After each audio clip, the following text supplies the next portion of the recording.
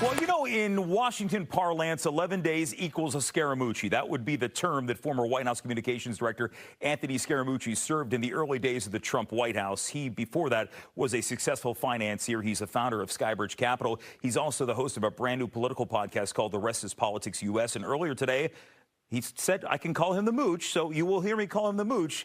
Sat with me for an interview here on the Final Five. Mooch, good to see you. Hey, great to be here, Jim. Thanks for having me.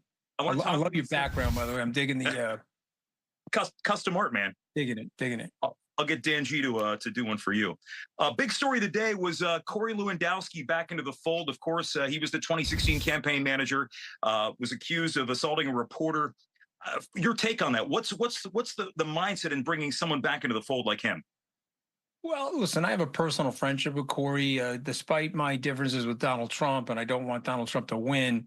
I've always liked Corey. I wish Corey well, but not in this. I wish Corey well in general life, but I wish him poorly in this because I want to see Donald Trump defeated in November.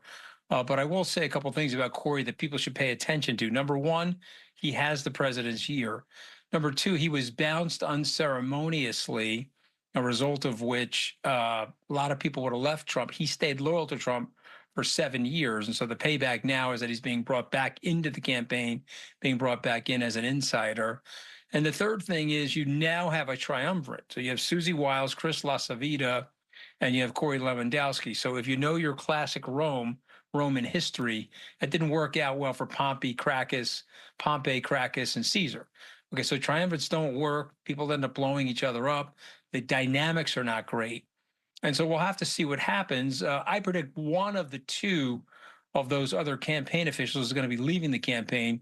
I don't think Trump wants to do that right now because the press is onto him that he wants to make those changes. And so he wants to do what he always does with the press, is shift, wait, so he can get the most attention when he's grabbing people. So I predict one of those other two will leave as a result of Corey's arrival.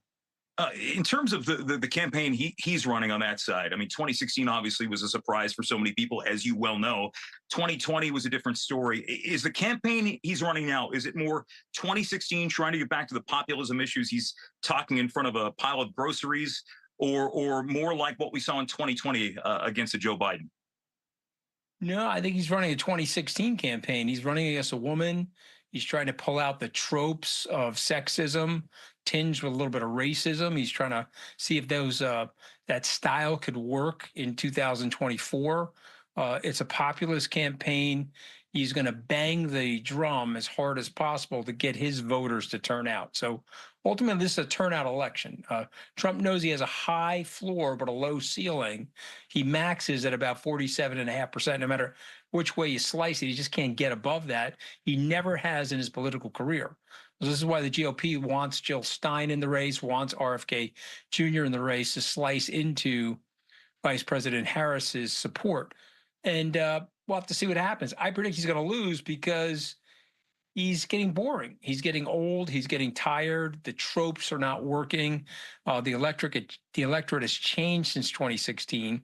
You know, we've lost over 20 million baby boomers since 2016. And at the same time, Jim, Generation Z has come into the fold to the tune of 40 million. So that's been a big mixture of lower aged voters into the mix, and they seem interested in politics. Remember, 50% of the 18 to 29-year-olds voted in the 2020 election. You have to expect you're going to get at least that high of a number, if not more, and about 70% of those people vote Democrat.